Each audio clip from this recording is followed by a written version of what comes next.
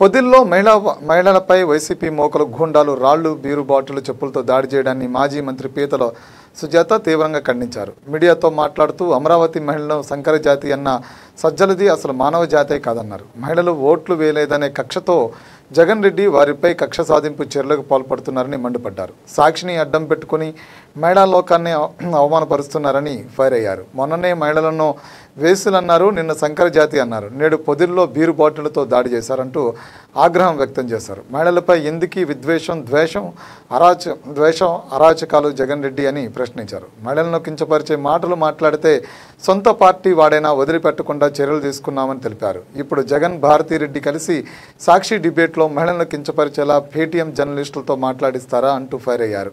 ఒక మహిళ ఇవ్వండి మహిళలను వేసలు అనడాన్ని ఖండించకుండా తిరిగి ప్రభుత్వాన్నే దూషిస్తుందంటూ మాజీ మంత్రి రోజాబాయి మండిపడ్డారు. గత ప్రభుత్వ హయాంలో తల్లుల పెంపకం సరిగ్గా లేదని, తాగిన మైకంలో రేప్ చేశారని, ఒక రేప్కు 2 రేపులకే ఏదో అయిపోతుందని అన్నదే వైసీపీ మహిళా నేతలని గుర్తు చేశారు.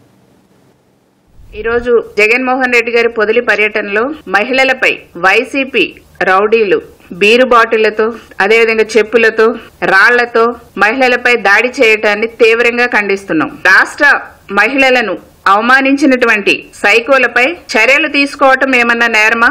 మీ ఉద్దేశం ఏంటండి? ప్రజాస్వామ్యంలో ఉన్నామా, ఎక్కడున్నాము? జగన్మోహన్ రెడ్డి గారు, మీకు మహిళలంటే అంత చులకనేంటండి?